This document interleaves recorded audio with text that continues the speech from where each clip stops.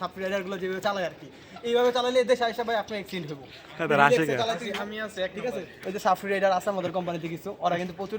আসসালামু আলাইকুম। Food delivery কাজ অনেক কষ্টের, ভাবতেছেন বিদেশে আসবেন, বিদেশে আসা ভাই সোজা, ঠিক আছে, আইসা কাজ করাটা অনেক টাফ ব্যাপার, ঠিক আছে। অনেকে দেশ থেকে ভাবতেছেন বিদেশে আসবেন, আসার পর আপনি কাজ করবেন, ঠিক আছে, ভালো টাকা ইনকাম করবেন, ঘুরবেন।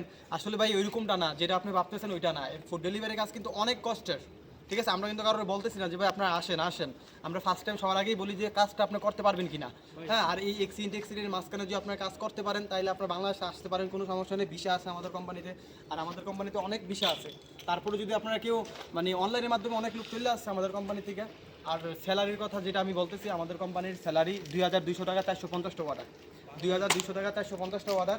আমরা খাবার ছাড়া সব দিচ্ছি, ঠিক আছে। আর যদি কেউ 10 ঘন্টা ডিউটি করেন তাহলে 2000 টাকা স্যালারি। ফুড ডেলিভারি কোম্পানি কিতা আছে এবং হাঙ্গারি স্টেশন, ঠিক আছে। আর কিন্তু এই কাজটা কিন্তু অনেক রিস্ক, ভিসা কিন্তু অ্যাভেলেবেল আছে, আমাদের কোম্পানির ভিসা আছে, কিন্তু এই কাজে আমরা লুক আনি না, একটাই সমস্যা, কারণ রিস্কের কাজও অনেকে আসার পরে এক্সিডেন্ট হয়, এই কারণে না জেনে না বুঝা অপরিচিত লোক আনি না। অনেকে আছে যে বাইক চালাইতে পারেন, হ্যাঁ, অনেকে বাইক চালাইতে পারেন কিন্তু ওইরকম অ্যাক্সিডেন্ট করে, ঠিক আছে। তারপরে যদি আপনাদের কারো ভিসা লাগে, এরকম রিস্ক বাইক বা চিন্তা ভাবনা করে যদি আপনাদের কারো ভিসা লাগে, ভিসা নিয়ে আসতে চান, অবশ্যই আসতে পারেন, কোনো সমস্যা নেই। আসার পরে মিনিমাম 15 থেকে 20 দিন আপনি বসে থাকতে হবে লাইসেন্স বানানোর জন্য, তারপরে এসে আপনি কাজ পাইবেন, ঠিক আছে।